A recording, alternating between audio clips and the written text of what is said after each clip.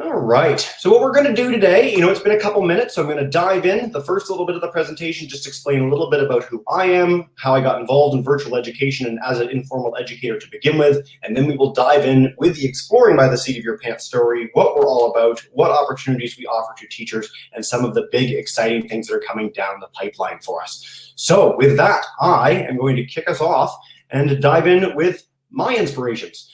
So when I was a kid, I was extremely lucky. If I was interested in absolutely anything, my parents took me to the library, they took me to the bookstore, they took me to Blockbuster when that was a thing, to get DVDs, to basically get any resources I could ever need to learn more about the world and the universe around me. Growing up in Toronto, I had this opportunity to go to the Royal Ontario Museum, the Toronto Zoo, Science Centre, all these really amazing places to dive in with any topic in the deepest possible amount of depth at that point. This was sort of, I guess, pre-major internet everywhere and access to all the world's info at your fingertips. And so that was a really invaluable childhood for me to sort of stoke my curiosity, get me excited about the world around me. And from that early experience, there were two people that really stood out. And so they're both on the screen now. We've got Steve Irwin, the crocodile hunter, and David Attenborough of BBC fame. And these guys were my heroes, remain my heroes, people that explore the world, get to go on epic adventures, share their passion for nature and wildlife, and communicate it to a wide audience, making people care about things that they otherwise might never get the chance to see or experience in person.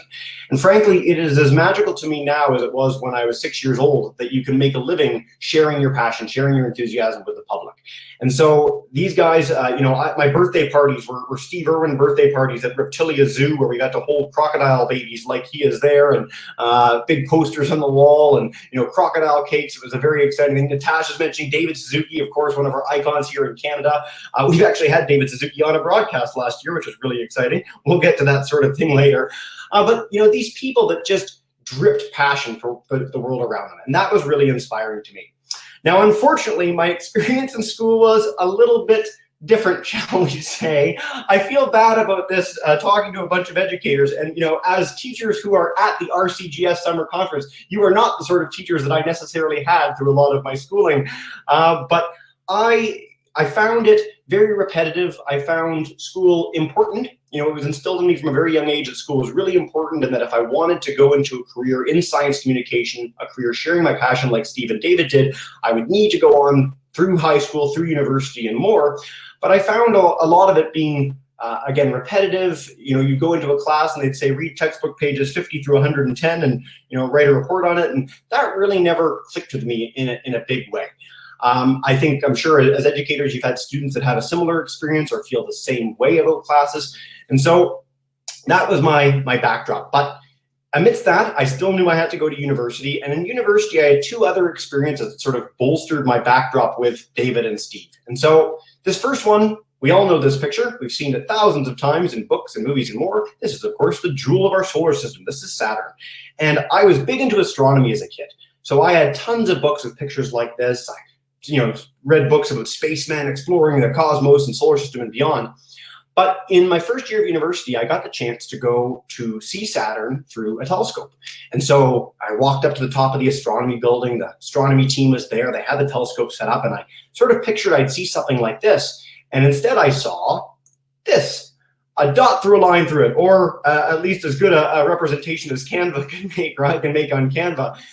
And so you'd think it would be underwhelming, but on the contrary, it was so magical to have this experience. And I think a lot of our programs throughout this conference are going to be about experiential learning and the importance of actually connecting and seeing things with your own eyes. And so this was really profound for me to see this dot with a line through it, because it connected everything that I'd had the chance to experience through books with my real lived experience. The second big experience I had in university was this long-named course, Aquatic Biodiversity and Environmental Assessment, Canada-China Exchange Field Course. Now, I was at the University of Toronto studying ecology, and yet this course was run through Queen's University in Kingston, and what it did is set up this amazing exchange. 12 Canadian students from across the province connecting with 24 students from Beijing, Wuhan, Shanghai, and more, these places that had existed, again, in books and in pictures and in movies, but weren't real places to us. We'd never, gone, I'd never been to China. We have, of course, a huge Chinese population in Toronto, but to have people come over straight from the same situation in universities on the other side of the world to interact with us, to do presentations with us, to do fieldwork with us was really, really profound. You know, I think in the same way, and this applies to Saturn too, in the same way that you can see the Amazon in a book, but to see the Amazon in person is so much different, so much more profound and exciting. So these experiences, seeing Saturn, doing other experiential learning opportunities throughout university, connecting with students from around the world and seeing the differences and similarities and, you know, cultural differences and cultural similarities was really, really powerful to me. And what it led to is me creating something called Science Literacy Week. So this is my original baby as an idea. And the idea was that if you go into a library, there's always a big book display, and it is popular fiction. It is, you know, Harry Potter, Hunger Games, 50 Shades of Grey. I'm dating myself a little here, but it's never popular science books. It's never things that are nonfiction. And so I said to the libraries, why not for 1 week a year, call it Science Literacy Week, share popular, accessible books to encourage people to think about the world in a different way, to experience it and to learn more about the world around them. Much to my surprise, they said yes, took me seriously. Toronto Public Libraries followed suit. And in its first year in 2014, this ended up being a pretty big science festival, to the point that I basically quit my job and dedicated myself full-time to this. And by the next year, it was 280 events in every province and territory in Canada, featuring things like in the picture here, science demos, explosive activities, more, you know, stargazing, looking at Saturn through telescopes, but across Canada. And so this is my version of cutting my teeth in the science communication world, getting to do what Dave and Steve did, and to share my passion with the public. And it's right about this time, so I created Science Literacy Week, that I got a email, which led to a phone call with this guy. So this is Joe Grabowski. Joe Grabowski was originally scheduled to do this talk, but he is off to the Galapagos. And so instead, as part of the two-man team at Exploring by the Seat of Your Pants, I am filling his spot today, and I appreciate you all joining us here. And so Joe is a teacher in Guelph and a scuba diver, a little bit of an explorer, and he laid out this story of what he'd been doing with his classroom. So he was one of the first people to really start bringing in virtual programs into his class. Here you have two examples. Jeremy Hansen, one of the astronauts of the Canadian Space Agency, talking about what it's like being an astronaut, going into space, and all these amazing things. On the left, we have Sangkob, which is a penguin rehabilitation center in South Africa. And so he set up these virtual events with his classroom and found that it was so much more engaging, so much more exciting for the kids to do this than a typical lesson. It's something that you can tie in with a normal lesson or use as a springboard to further learning at the beginning of a session or as part of the curriculum. And he found it really, really thrilling for his students and for himself personally. More than that, he found it led to action. So one of the things they did as a class was learn about the West Australian shark call. There were a few shark attacks that year, and the unscientific and based on pure emotion response was to go out and start trying to kill all the sharks. And his class thought this was ridiculous. And so based on what they learned in one of these virtual programs, they wrote letters to parliamentarians and others and news agencies in West Australia. And lo and behold, it made the news, both in Ontario and in Australia, that these kids had this experience and were now working to make a positive difference in the world. It made kids feel emboldened and enabled to, you know, dive in and be part of that conversation. And that was a really special opportunity for his students. And so he tells me this story, and I'm sitting there, and I've created Science Literacy Week. I've quit my job to do it. It's my baby. It's so exciting. And I must admit, my jaw was on the floor. And my first thought was that I would drop absolutely everything and join to do this. Now, I did continue on with Science Literacy Week for several years after that, but basically from that conversation on, I was in as volunteer-in-chief for several years, leading into it now where it is my full-time job, because it's such a fantastic experience. The chance to meet David Attenborough or meet Steve Irwins of the world and interact with them and talk with them and make a positive difference from that is a really exceptional thing. And so that led right into what we are today, Exploring by the Seat of Your Pants. An unwieldy acronym, a fun title, certainly memorable, I find. And our mandate and what we do in our broadcasts basically have not changed in the 5 years since we were founded. We are all about bringing conservation, adventure, and science into classrooms around the world. And the biggest part of this is that it is free. If you are in Toronto, you have the opportunity to go to those Royal Ontario Museums and Ripley's Aquariums of the world and engage with that. Maybe you have the money to bring in speakers and have public presentations live in an assembly or in your classroom. If you are in northern rural Ontario or Dawson City, Yukon, that simply doesn't exist for you as an option. And so we wanted to make sure that students, no matter where they were in the world, no matter what their background, were able to participate and learn from these experts and have their questions answered and be a part of an interactive, live, free broadcast. Another thing worth noting, all our broadcasts are 45 minutes. Pretty much on the dot. Sometimes they go a little beyond that. And it's meant to fit within a classroom period. Joe has a background as a teacher, as I said. And so we wanted to make it where teachers could come in, settle their class, get them ready for a big event, run the whole program, have a few minutes to discuss and mull over what they've learned, and then go on to a next period. So we found that to be a very effective model.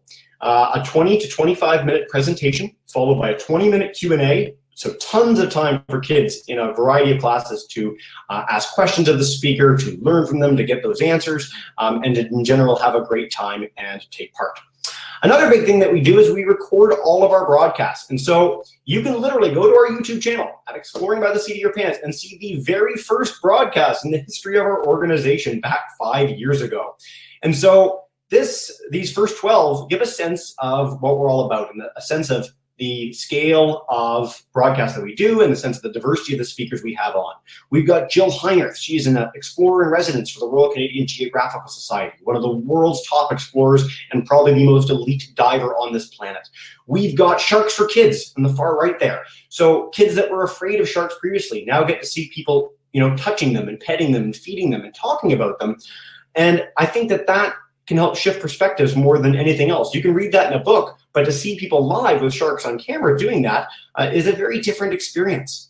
On the bottom, we've got James Ketchell, the ultimate triathlon. This is a man who is one of those classic stories. He was on a motorcycle. His leg was shattered in 100 places. The doctors said he would never walk again. And he shirked their advice and rode the Atlantic Ocean, climbed Mount Everest, cycled around the entire planet, and recently finished his 4th major expedition, gyrocoptering around the world. He taught himself to fly, and within a few months, flew around the entire planet on a little thing that looks like a bike that flies. So these stories are really, they're exciting for kids, they're exciting for me. These are the sort of people that fill halls in Toronto, in the heart of downtown, and have, $40 a ticket. And we get the chance to bring them for free to classrooms all around the world every single day. And so in our early days, we were doing 6-7 programs a month. We were featuring great explorers like this. We were finding anyone who would be keen on coming on. And one of our big shifts from that was to find big partners. So National Geographic, a godsend. They've given us a whole slew of opportunities to work with their explorers. Canadian Geographic, similar example. We've talked with every single one of their explorers in residence many times. Adam Schultz earlier today has joined us for a couple of broadcasts. We've got the Downey Wenjack Fund in the top right there. So every year we do Secret Path Week, doing 20+ programs with Indigenous speakers from across Canada. Always really powerful for our students that might not otherwise get that chance. NASA, I'll explain a little bit about some of our stuff with them in a minute, but Toronto Zoo was a big partner of ours this past year. Live animal interactions, walking around the zoo with the polar bear right in the background, 2,000-3,000 kids a pop joining these sessions and learning from some of these amazing places from across Canada and around the world. If you're in Toronto, again, you can go to the Toronto Zoo. If you're on the northern tip of Vancouver Island, you're probably not going to the Toronto Zoo ever. And so we provide the opportunity to actually go there virtually. It's not quite the same, but it's the best we can do in the virtual realm. And so what this leads to is really high engagement. You can take this picture as being a bunch of kids with questions or a bunch of kids waving a big goodbye, however you're keen to see it. But we consistently have way more questions in a broadcast than we know what to do with. And just really, really inspired, excited students, which I'll share a little bit of what that looks like in a little bit. We broadcast now from over 90 countries. So the Sahara Desert's been a tough nut to crack for us, but other than that, we've basically covered the globe. And there's nothing quite like having a Russian scientist live from Siberia talking to classrooms, or someone in the outback sharing what it's like in rural Australia, to really smash those classroom walls, the theme of this talk. We've expanded quite a bit from our 6 to 7 programs a month to now 30 to 60, and 30 is actually pretty conservative. 30 will be a month like maybe December, when half the month is forfeit anyway, but consistently 40 to 60 events every single month as a 2-person team, Joe and I, sharing all these stories with kids around the world. In fact, for September alone, which we're starting really in earnest on the 13th, we already have 35 broadcasts scheduled between the 13th and the 30th. So we're really excited to dive back in a new school year with so many teachers heading back to the classroom. So exciting for us to actually see kids in classes. So we're pumped to share a lot of great stories with you guys and your students. A big thing for us is themed months. So every month has a smattering of programs on every possible theme you can imagine. If you want particle physics, if you want deep sea exploration, going to space, that happens every single month. But we try and keep things along a theme so that the bulk of a program in any given month will be along something that fits in with the curriculum and is something where students can follow along as a bigger story. Now, I've been in science communication for 7 years now, and one of the biggest issues in science communication and in science in general is a lack of representation. This is a theme that's coming up again and again through this conference and some of the talks that I've seen as well. And so the way to combat that is to make sure that people see themselves in science and exploration. One of my favorite things that the Ontario Science Centre does, and a lot of other groups, is have kids draw a scientist or draw an explorer. And what they draw, more often than not, is a white man in a lab coat or a white man in some cool explorer gear, sometimes with crazy hair, maybe with a multicolored beaker, as all scientists do, of course. And we want to help change that. So consistently, about 65% of all our speakers are women. That's really important to us. If you are a girl in a class and you see an amazing, we find this anecdotally, I can tell you, having hosted over 1,000 broadcasts over the last 5 years, when we have female speakers, girls are more likely to ask questions of them. Boys ask questions more consistently generally, but girls are more likely when they have an amazing woman on screen. And so 65% are women. And in the entire month of February, we kick out all the men built around the International Day of Women in STEM on February 11th. And we do usually about 60 programs with awesome women. So any topic you can imagine, just as long as it's an amazing woman from around the globe. And we find that as our most popular and most exciting month for us to host by far. Another big thing we do is space exploration. I just love this picture. I could do oceans, I could do biodiversity as one of these theme months, but we've had astronauts on, we've had amazing women. Abigail Freeman in the top right designs Mars rovers. So she's the last person to put hands on robots that go explore other worlds. And she is an amazing advocate for space. She is with NASA. As I said, we get the chance to bring in a lot of amazing space agency personnel. And so it's so exciting to share these stories with kids. Now, one of the things that really sets us apart from other digital education programs is our sort of thirst for sharing adventure and for showcasing the world live from the field. And this is where BGAN units come in. So we only have a few of these. BGAN units are very expensive, and they're very expensive to run. So we partner with organizations to support the funding and use of these. But what they are is a portable internet unit that can broadcast from anywhere on the planet. And so we've used these to great effect in all sorts of really, really fantastic places. The top left is the Clipperton Atoll, the most remote Pacific island, and we broadcast live from there. The top right is Joe Cutler in Gabon on a river, on a mega transect, looking for fish in one of the most remote rainforests on the planet, sharing live from the field. Bottom left, we've got George Karunas, explorer in residence for the RCGS, talking live in Antarctica, literally highlighting the penguins walking behind him in the broadcast. So these sort of experiences are really unique, so much fun for us as hosts too, to share with students. So I wanted to play a quick video actually to highlight sort of the epitome of this in action. So I'm going to bring this up. It is intense. It is one of the more intense ways of preventing poaching in the world, but we had the chance to do this really incredible program last year. I think it's probably the most amazing thing we've ever done live from the field. So hopefully this video plays. We're going to try it. If not, I'll narrate it. But we're going to go live right now. Flying by helicopter. Ooh, thinking about it. Oh, why is it doing that? We're going to go live right now. Here we go. Flying by helicopter. Oh, it's not liking me. Nico, how you doing? Hey Jay, good afternoon to everybody there, and nice having you live streaming with us today. Thank you so much. A privilege on World Rhino Day.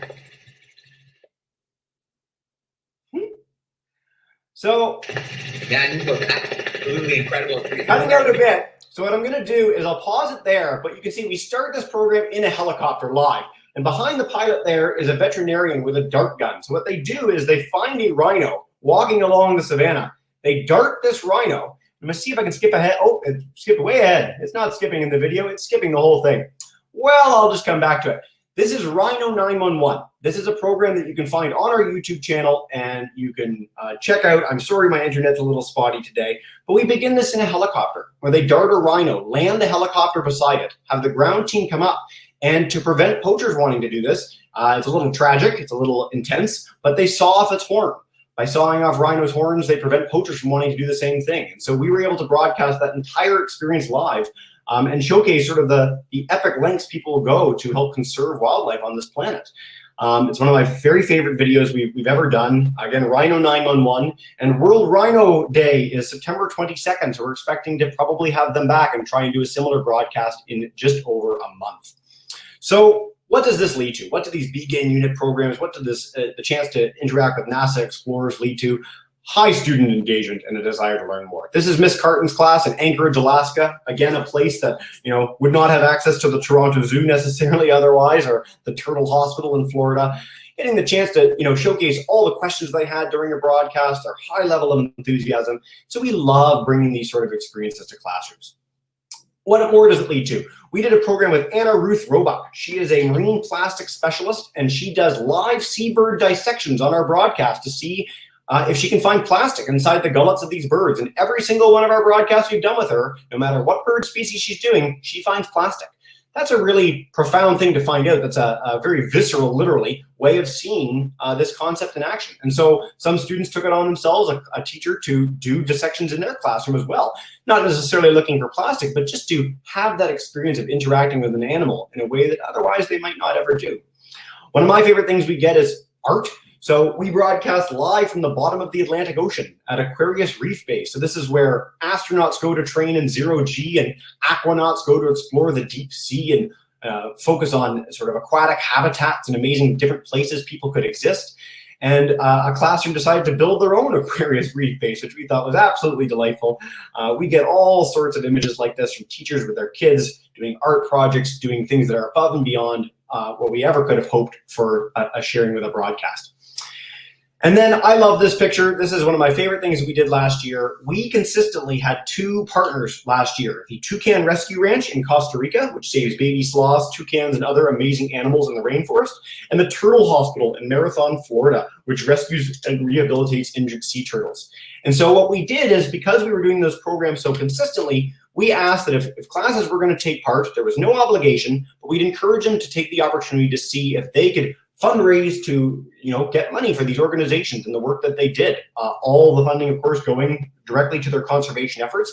And we ended up with thousands and thousands of dollars of donations from classes. And this one was our biggest. This is Mr. Chris's class in Canton, Michigan, $613 American dollars, which really went a long way to helping save species in Costa Rica and help the amazing work of the Toucan Rescue Ranch team. So it's so nice, again, tying back in with that West Australia beginning, seeing kids get really excited about making a difference and seeing what they can do to help protect species and wild places.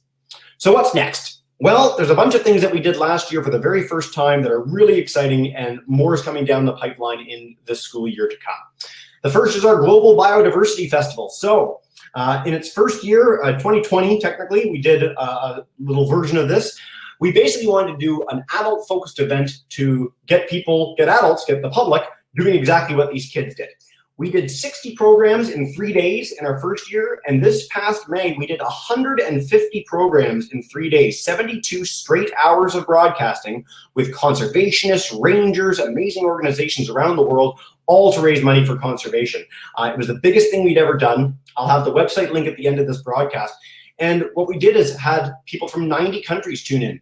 So you could see the stats in the background, people in Turkey and people in Tasmania and people in Brazil and Chile, all tuning into these broadcasts featuring explorers and conservationists from around the globe. So that was really exciting and powerful for us. And we raised over $40,000 for conservation efforts, which we split amongst all the amazing partners that joined us. So a really, really fun event. That festival led to a desire of a lot of our partners to do festivals of their own. So this was one of the most fun things we did ever. This was our cross-Canada virtual road trip in conjunction with Parks Canada and the team at the RCGS. So we did a 20-part program series, 10 in English and 10 in French, at parks across Canada live. So giving kids in Toronto the chance to hear from people live in the Northern Northwest Territories, kids in the Maritimes getting the chance to hear about the orcas on the west coast of British Columbia. We had about 10 times our average number of viewers tune into this program series. And one of the great things that we got the chance to do, and another big theme of this conference, is use story maps. So the team at the RCGS, the team of some of the folks that are actually chatting in this conference, built up these beautiful learning resources to keep the excitement going after these broadcasts. And again, all of these programs are on our YouTube channel. Anyone can check these out anytime. If you type in Cross Canada Virtual Road Trip, you will find all these resources available to you.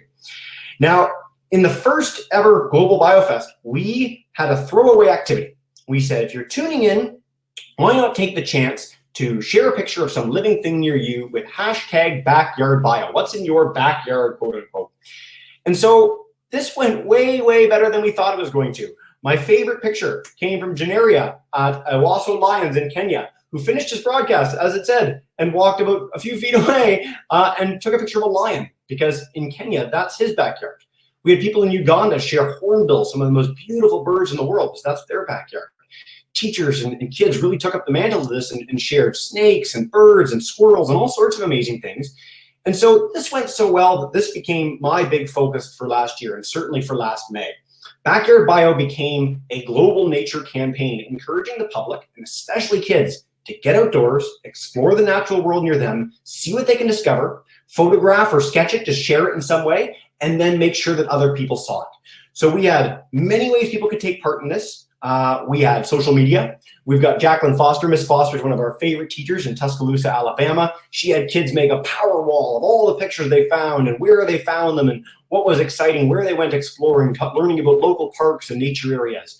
We had all sorts of teachers use social media in this way, which is really, really fantastic. Teachers, younger teachers, decided to make something bigger of it, whether it was art or math, tying in Backyard Bio into their whole curriculum.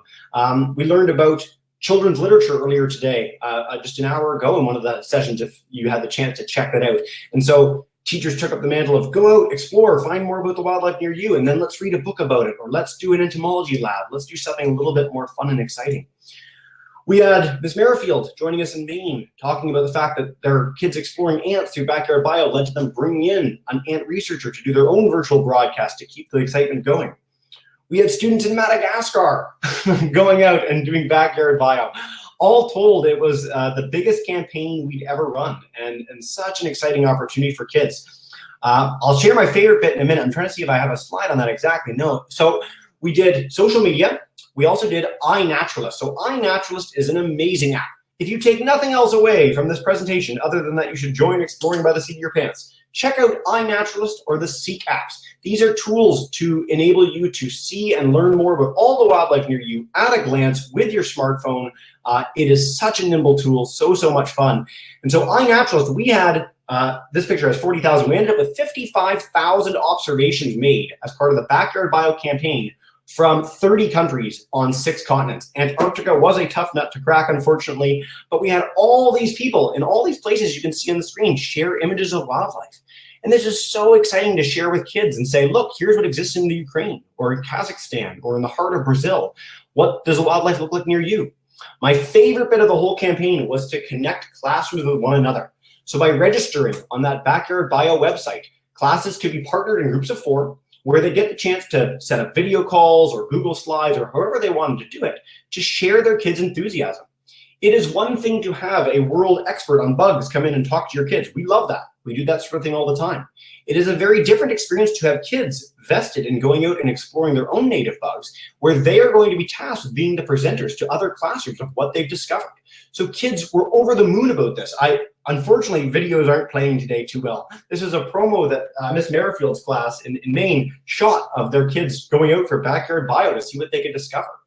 So you had kids in this class. I had a conversation with them that said, look, I never went in the forest. I was afraid of the woods. And I wasn't into Backyard Bio. When my teacher said it, I wasn't interested.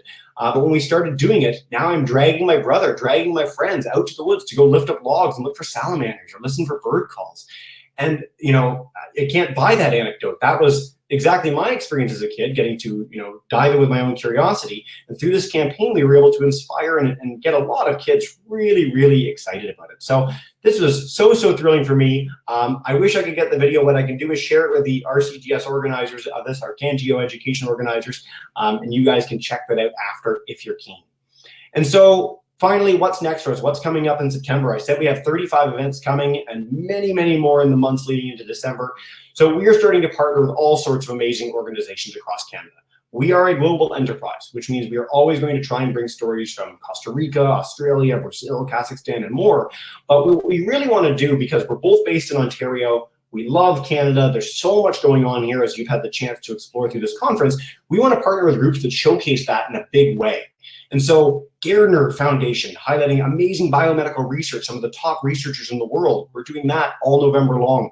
Earth Rangers is one of the leading educational organizations for environment and climate and biodiversity work in the country. So we're partnering with them to run programs where we get kids utilizing their app to keep that learning going.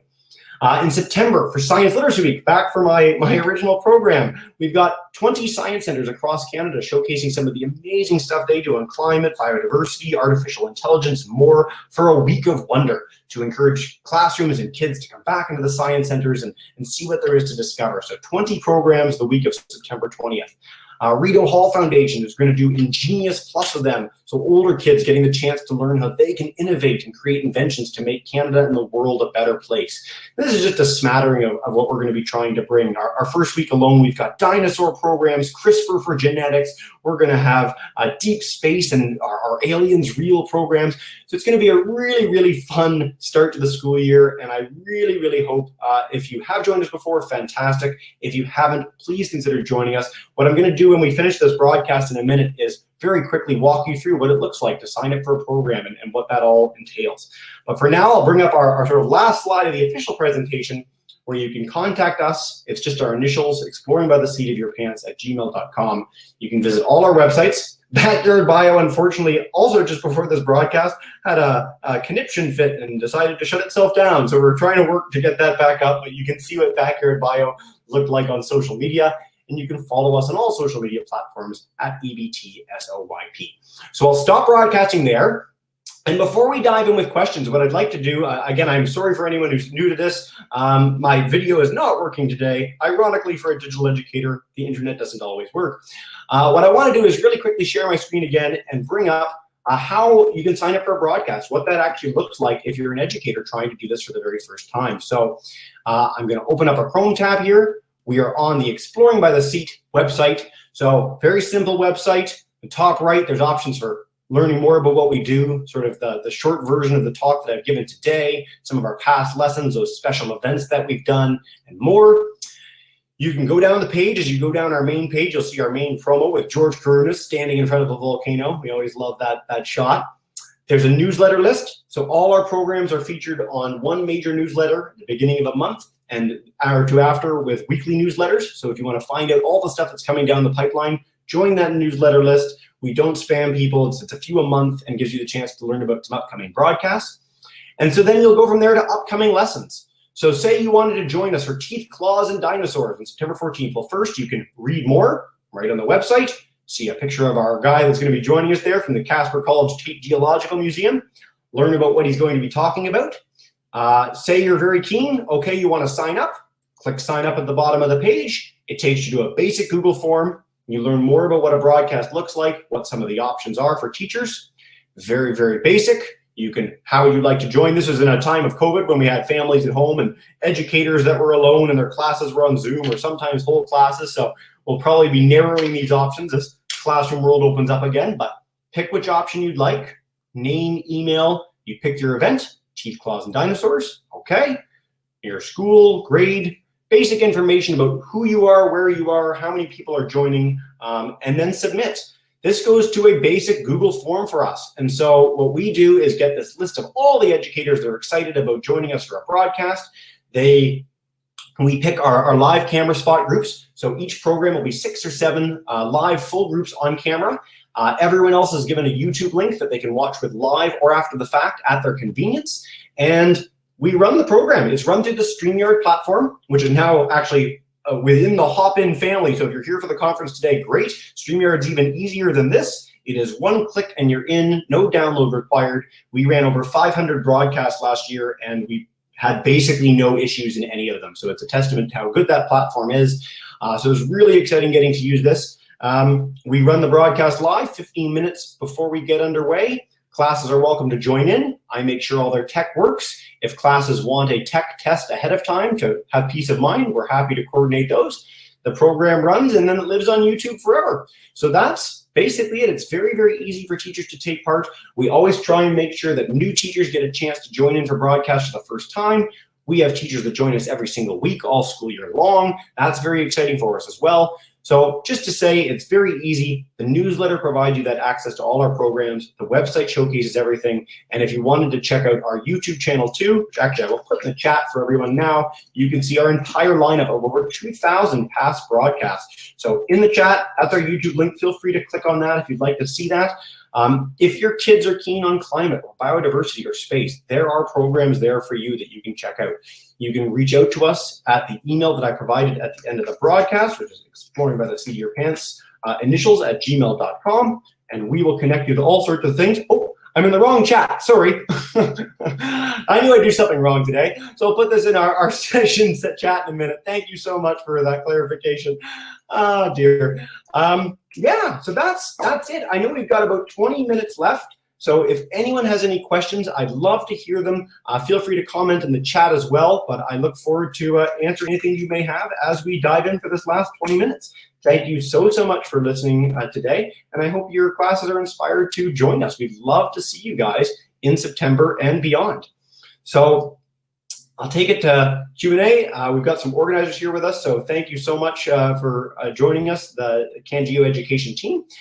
If you'd like to pop in, ask any questions, by all means, and otherwise, I am here to answer anything you may have.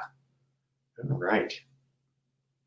I guess a few quick major questions we get a lot. We do broadcast in both official languages. So most of what we do is English. The bulk of our audience is English across Canada and the US. But we consistently do several French programs a month. And we always go out of our way to advertise those to all our Francophone classes directly so that they know and can take part. As we continue to do big series with groups, we're looking to doing this much more. So Parks Canada, as I said, did this amazing 10-part program series, 10 in English, 10 in French. So you can check that out very, very easily. They'll all be on our website. Jen, thank you for the question in the chat. So feel free to either ask questions in Q&A or chat if you'd like. I'll be checking both over the next few minutes. Our sessions are K through 12. We don't prescribe what age range each individual session is for because we find that teachers from a very wide range of classes actually find most of our sessions engaging. Now, if we're doing a particle physics presentation and we get a kindergarten class that signs up, we will tell them individually that that is probably not for them. That hardly ever happens. I find our bread and butter audience is grades 4 through 8. Most of the speakers that we have are very skilled and used to talking to a wide array of child audiences, and we try and make sure that every program is pretty much jargon-free, exciting, telling personal stories with lots of pictures and videos. I can think of maybe 3 programs over the last 5 years where we had teachers reach out to us after the fact and say that was a little over their kids' heads. So we'll tell you one-on-one if we think you signed up for something that might not be a good fit, but otherwise we feel the world is your oyster. And I think for younger kids, especially for any kindergarten through 3 teachers here, our live virtual field trips are always a good bet. So this is where we go visit Ripley's Aquarium or the Toronto Zoo or the Toucan Rescue Ranch. Anything where it's going to be live animals walking around and showcasing that is something that little kids absolutely love. And even if the questions aren't at the same level as a grade 8 student that's attending, it's still really exciting for them to join us. So hopefully that answers your question, Jen. A little bit of everything. Again, we have 6 or 7 classes per live program. So we try and, again, spread the love as much as possible. We had programs in May and June that had 200 classrooms signing up for 6 camera spots. So obviously we try our best to make a good balance and get new folks in as much as possible. But worst case scenario, everyone is always welcome to tune in on YouTube. And I, as the host, am always diligent about checking YouTube chat to make sure that everyone is in, it's all set. Very, very easy to explore and ask questions. We try and take as many questions from YouTube as possible throughout any given broadcast. And where applicable, some speakers allow us to send them a whole bevy of questions after the fact. So we can get 30, 40 questions answered for any participant that happens to be in. All right. Thanks for the questions, guys. And if anyone has any more, please feel free to share. I'd love to see what you guys have. And it's so nice to have a diverse audience today. So thanks for everyone for coming in. Few quick notes for some of our other programs, actually, while we're here together. Sana is joining I think either later today or tomorrow, I forget. She's from Parks Canada. She was one of the speakers that joined us for the Cross Canada virtual road trip. She's an exceptional educator. I really encourage you guys to check out the work that she does. And if you haven't checked out one of the ArcGIS sessions on story maps and the amazing potential of that platform, we absolutely loved it. So we used it for our Cross Canada virtual road trip, and I encourage absolutely everyone to utilize it as a resource. What I'm going to do now, really quickly, actually, and I mentioned as well, we wait for more questions to come in if you have any, is I'm going to put up a link to the Seek app on our session chat. I really encourage you guys as teachers to check this out. We found that teachers had almost certainly never heard of this before when we did this for Backyard Bio, and universally found it to be a really enriching and exciting program for their students. So this is an app where you can literally, for our Ontario joining audience today, you walk outside, you see a squirrel. You take your smartphone, you have the Seek app on, you take a picture of the squirrel. The phone will tell you everything you ever wanted to know about that species. Its distribution, all sorts of cool facts about it, awesome pictures that people have taken around the world, and it gamifies it. So you earn the mammal badge for having taken a picture of that squirrel. You take a picture of the robin beside it, now you've earned the bird badge. So it incentivizes nature exploration and keeps, makes it so easy to learn more about the living world around you. So we really love the Seek app. iNaturalist is sort of its big brother. There's some features associated with that are either just as good or a little bit different than what you might find with Seek, but I really encourage all our audience today to check out the Seek app. It's so fun. Thanks, Jen. Jen, you're like killing it in the chat today. This is great. Yeah, you can use it for your garden. You can use it for absolutely anything. One thing we found too, so I guess a question we get a lot is about privacy issues. We've almost never run, in fact, we never have.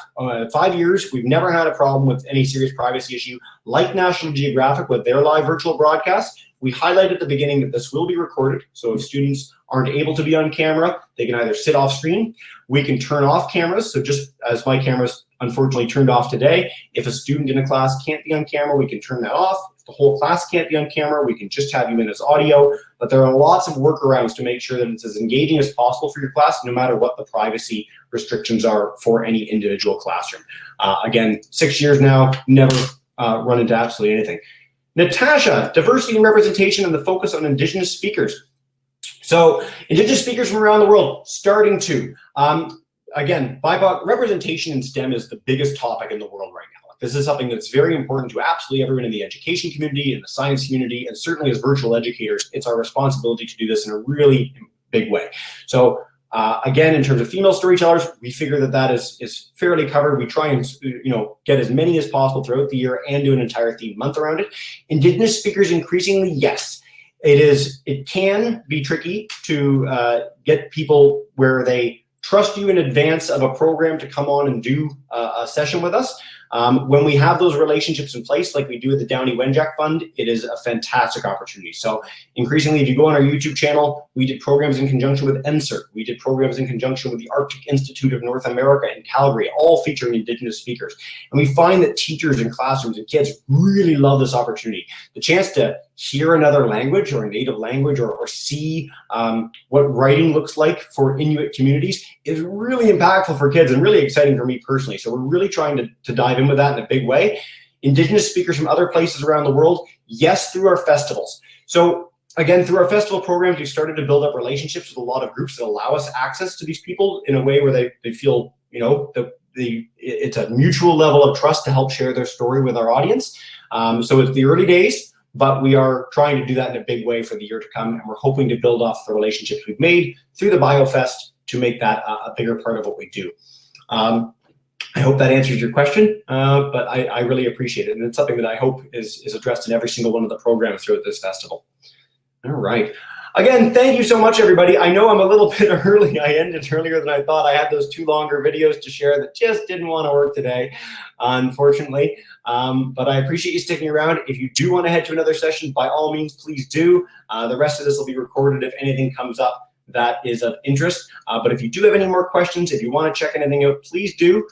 Again, exploringbytheseat.com. I'll put this in the chat in the proper place. Again, and you guys can see that. Secret Path Week, Jen. So Secret Path Week, the Downey Wenjack Fund is based on like Gord Downey's relationship with Indigenous communities, just being a great Canadian guy in general, and the story of Cheney Wenjack. So if you haven't seen, I'm going to try and pull this up for you.